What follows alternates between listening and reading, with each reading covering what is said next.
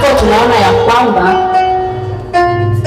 wakati wowote ukitaka baraka, ni wewe mwenyewe utafute hiyo baraka, na ukitaka laana, ni wewe mwenyewe utajiletea laana. Hapa Biblia inatuambia nini? Tutasoma 24. Biblia inaendelea ikisema, Yes. Akatazama nyuma, akawaona,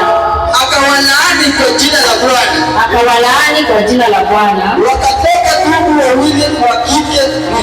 Wakatoka ndugu wawili wa kike mwituni, wakawalarua vijana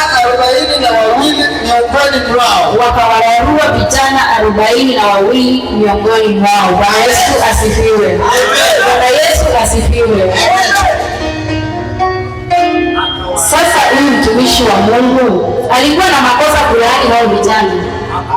Alikuwa na makosa? Kwa nini tusiheshimu watumishi wa Mungu? Unajua, kuna vitu kwa maisha yangu zinanipa uoga mimi. Kama kuna watu nawaopanga ni watumishi wa Mungu, na siwaogopi kwa ubaya. Hata pasta hapa, acha niseme tu kweli, kuna mahali siwezi mfika, siwezi, kwa sababu najua ni neno moja tu, aidha nikae vizuri ama nikae vibaya. Bwana Yesu asifiwe. Hata wenye unapata wanahubiri huko nje, na mtu ambaye unajua anaitwa mpakwa mafuta wa Mungu, huyo mtu mheshimu sana, mheshimu kabisa.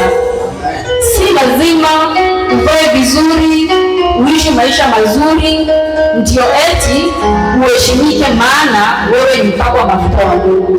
Wewe jua ya kwamba hata uvae matambara, mbona uko na ile anointing, heshimu huyo mtu, maana kuna neno moja tu atatamka, aidha lifunge maisha yako ama lifungue maisha yako.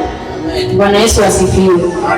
Sasa huyu Elisha, lile jambo liliweza kunikwaza, tena pia mimi ningekwazika. Sasa kipara ya Elisha na wa vijana zinaingiliana wapi? Si kipara ni yake, aliwaambia wamsaidie, si kipara ni yake na comfortable, Mungu amempa hicho kipara. Sasa wewe mbona unachoka na kipara ya mtu?